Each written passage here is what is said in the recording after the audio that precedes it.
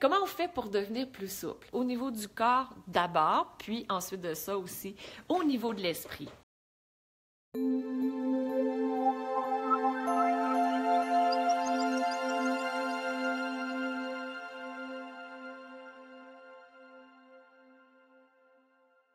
Lorsque ça tire derrière les genoux, derrière les cuisses, ou encore lorsqu'on essaie de se pencher, de toucher nos orteils, puis on fait « Oh, j'y touche pas, j'y arrive pas ». En théorie, c'est-à-dire c'est très simple, c'est juste d'être en mouvement, d'étirer les muscles qui ont besoin d'être étirés. Lorsqu'on ne bouge pas, nos muscles ne bougent pas, ils sont tendus, et c'est un peu comme s'ils se cristallisent, ils arrêtent d'être souples, et on peut moins les utiliser par la suite. Comment on fait pour devenir plus souple au niveau des hanches? On a plusieurs mouvements que les hanches ont besoin de faire. Se pencher par l'avant, c'est très important, que ce soit en position assise ou encore en position debout. Ça va étirer le bas du dos, le grand fessier, les ischio-jambiers. C'est des endroits qui sont souvent assez tendus. On a aussi les mollets qui sont très tendus parce que c'est toute une chaîne musculaire qui part des pieds et qui passe vers l'arrière pour revenir jusqu'au front. Si elle est tendue à un ou à un autre endroit, on va être moins flexible. On a aussi les mouvements latéraux qui sont importants. Et là, on va plutôt étirer le moyen fessier, la bandelette sur le côté de la cuisse. C'est très important l'avant des cuisses et surtout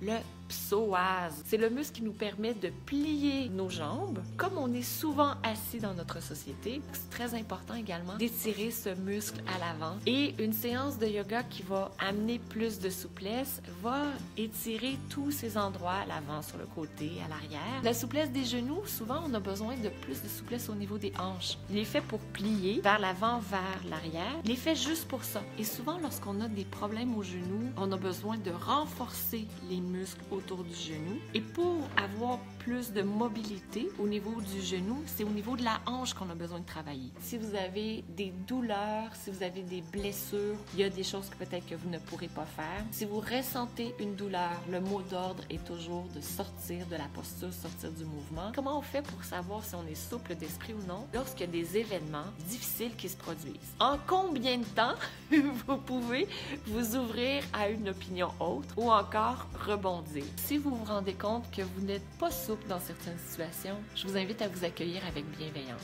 On ne peut pas changer le passé, on peut juste regarder vers l'avenir. C'est comme dans notre corps physique, si vous vous rendez compte que vous manquez de souplesse, vous n'allez pas vous dire pendant 5 ans je manque de souplesse, mais non, vous allez faire des exercices pour devenir plus souple. Est-ce qu'on est avec la souplesse et ensuite de ça, on fait juste la perdre ou est-ce que ça s'entretient? C'est possible de devenir plus souple avec le temps. La seule chose, c'est de pratiquer. Tout simplement. Vous avez aimé cette vidéo? Je vous invite à cliquer sur j'aime et à la partager auprès de vos amis. Abonnez-vous aussi à la chaîne pour recevoir d'autres vidéos inspirantes de Diva Yoga.